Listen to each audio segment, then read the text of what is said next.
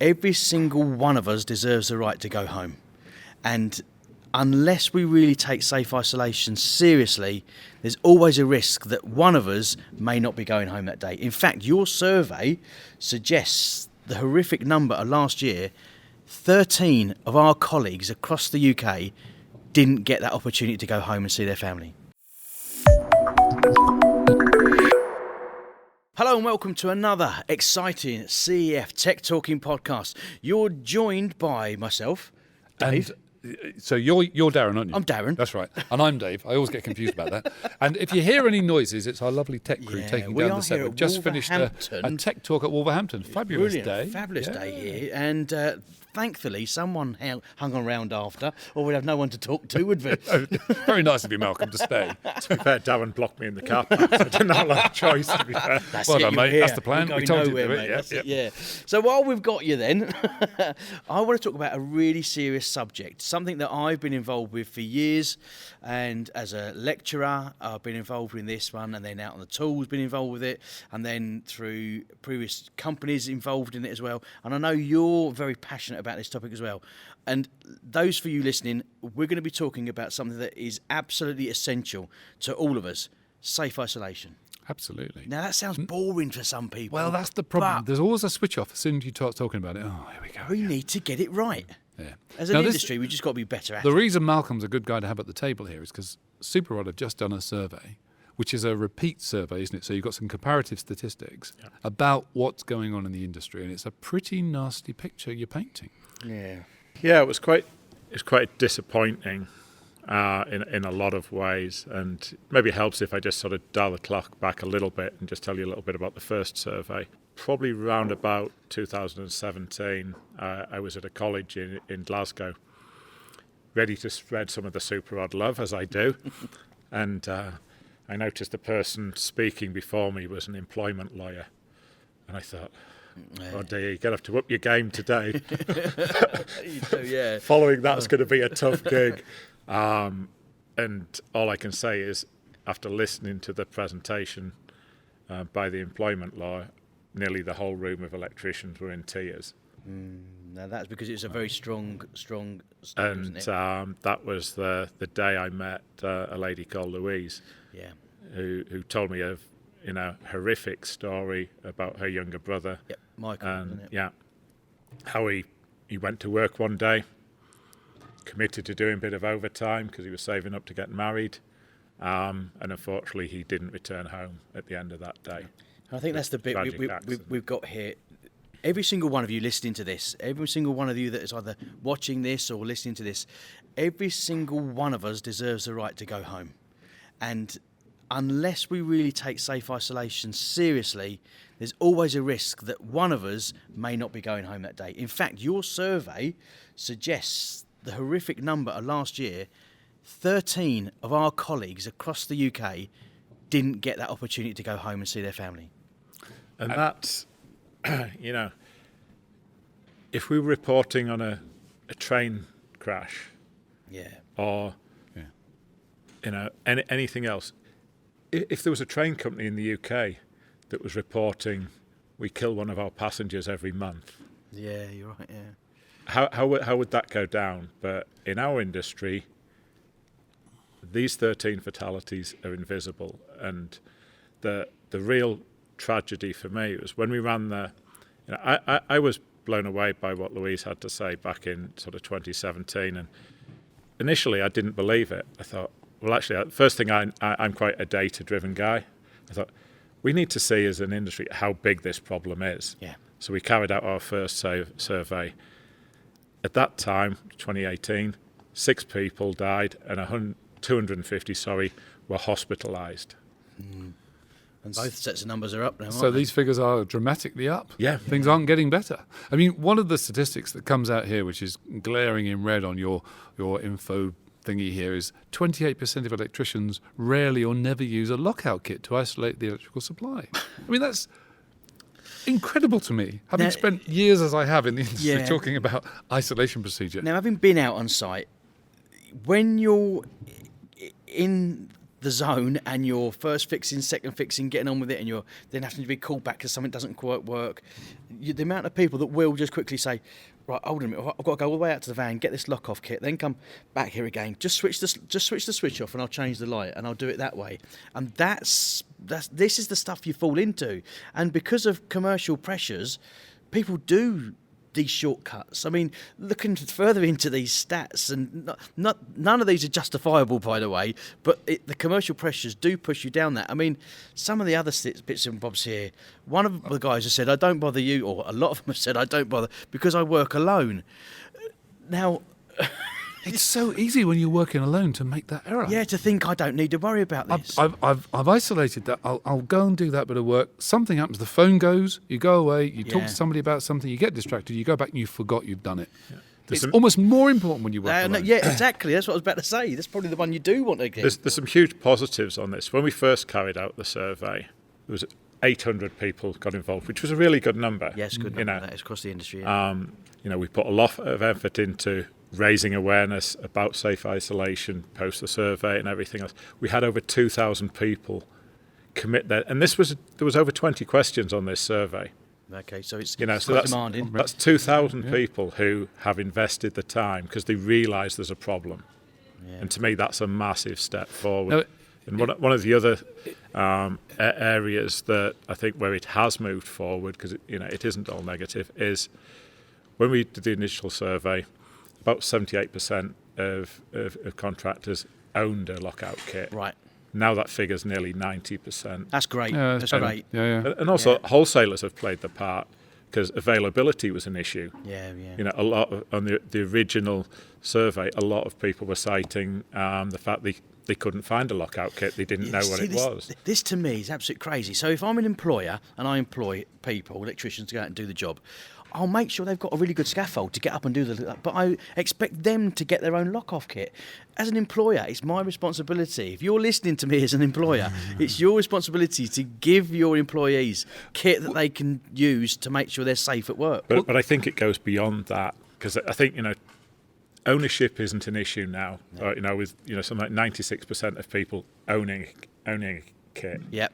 So I think that has been addressed, but owning a kit and using a kit is a chasm, and knowing how to use. Looking at some of these figures here, so 5% said they're too much hassle to use. 6% said I'm not provided one by my employer. So, and in the domestic world, they are fiddly. They are silly to use, and you don't feel that they've done a particularly good job. They often ping off. So, I'm noticing that there's a big discrepancy between industrial installers who tend to use them because there's obviously a more complex system, and that only 30% of domestic installers. Again, the domestic installers or anyone working in the domestic environment think that it's safer. It's only 230 volts. It's only this. I can just switch this off. I'm in control of it. Someone's out. Yeah, but that's where all the accidents are happening. If you look at where it's happening. That is where the fatalities were. And I think there's a couple of contributory factors to industry. If you're working in an industrial area or a commercial, it tends to be a lot more tighter regulated. It is, yeah. There are rules to work and stuff like that. Exactly. You're in a more controlled environment. Yeah, so I think that's a contributory factor as well.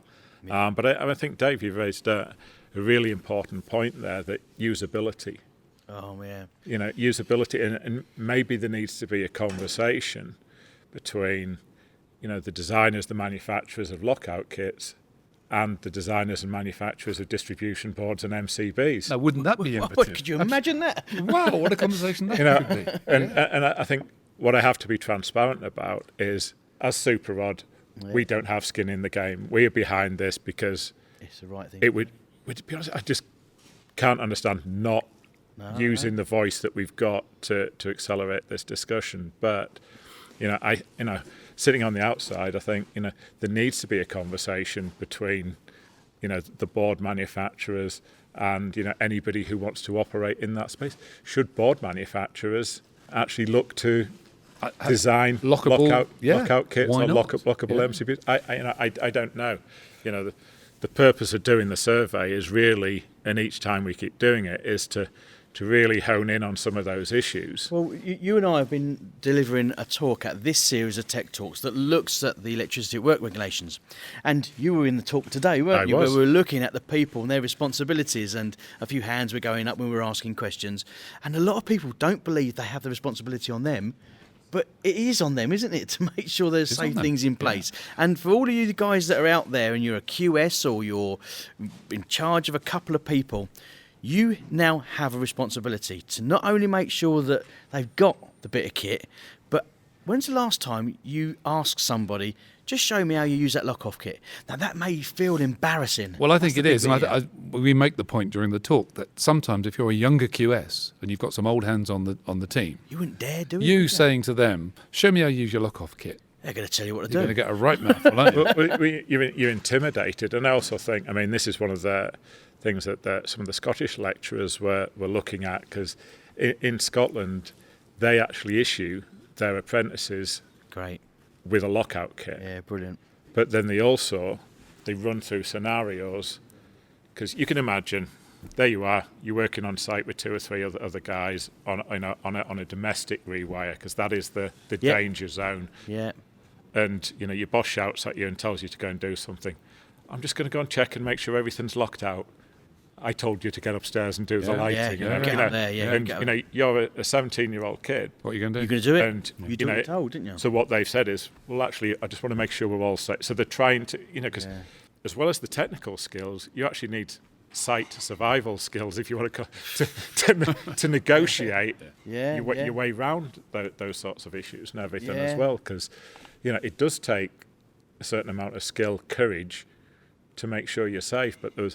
And please, guys, don't take this as a criticism, but one thing I thought that was missing from today's presentation, it was very focused on the legislative side of it. Mm-hmm. It didn't touch actually on the humanitarian side of it. And, the ultimate implication is, yes, you could end up in the High Court and you could get fined £4 million like National Grid.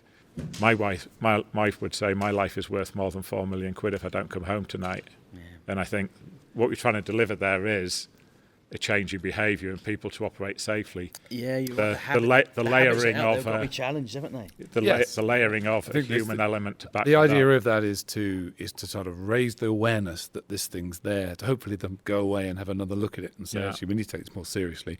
I mean, we can't implicitly say that people in the room aren't doing their duty or responsibilities. How about next series of Tech Talks, we do it again? Look at safe isolation and take these figures to the people. I'm thinking this is a massive subject for a Tech Talk. Because this isn't just here. We know of other people that have got campaigns out there that are looking at safe isolation, and quite rightly so. It is an important bit of our industry. It's a fundamental of what we do as Sparkies. But I think we've got what you guys are doing also gives us a great opportunity. The next stage for us is one, could we have a conversation between manufacturers and things like that? Tick. But could we also have a discussion with a group of contractors to understand the why they're not? Yeah. Is it complacency? Is it they think the safe isolation product is cumbersome and too difficult to use? Well, and I think you'll find, and I completely agree with that idea, Markham, but I think you'll find it's a combination of all those things. Yeah. In fact, you could possibly pull all those reasons. I work alone, I talk to other trades, tell them what I'm doing. In that moment, I've got this little saying, people always do the right thing as they see it at that time for them. So if you're sitting in front of that unit and you think, I can just pop out and do this job, it's not going to be a problem, nobody's around, that's what you think is right. Yeah. And until that shift in thinking happens, you will always do that. However hard you're told in a tech talk and however much you listen to a podcast, you'll still make that decision. And I think the analogy I draw with this, I'm old enough to remember when you didn't have to wear a seatbelt when you drove your car. Yeah, so am I. I'm not. Can I just say that? Yes. But can I just reflect this, actually, as exactly what we're talking about? When I was 17, the helmet ban, or the helmet law came in, that you had to wear a helmet on a motorbike. Yeah. And I rebelled. I did not want to wear a helmet as a 17-year-old. Now, I think, a fairly sensible bloke, and I know what the helmet was doing to protect my life. But I really felt that was an impingement on my liberty to drive with the wind going through what hair I had then. I mean, I had lots of long hair at that point, and it used to flow in the wind. You can't believe it. But there's a sense where, as a younger man, I just fought against common sense. I don't think, looking at these figures here, I wouldn't necessarily say it's the younger ones out there. I would agree, because I think the training that a lot of the younger guys get, it is becoming a seatbelt moment. Yeah. I think our challenge is, The older guy. the guys who are more confident. The 5% of electricians who don't always use test equipment and think they're experienced enough not to make a mistake. Yeah. It's a small percentage, but that's a big lump of the industry. That is a big lump of it, So that's down to the old boys. Does it work? Switch it on, find out if it works. You don't do that. You ensure it works through testing before you energise it. And that comes down to this again. But I think your point about peer pressure on site and sometimes time pressure and cost pressures and all those things that feed into that, that's one that's really got to be thought about. And anybody listening to this who knows that on occasions they've been a bit overbearing with a youngster who wanted to do it right, think again.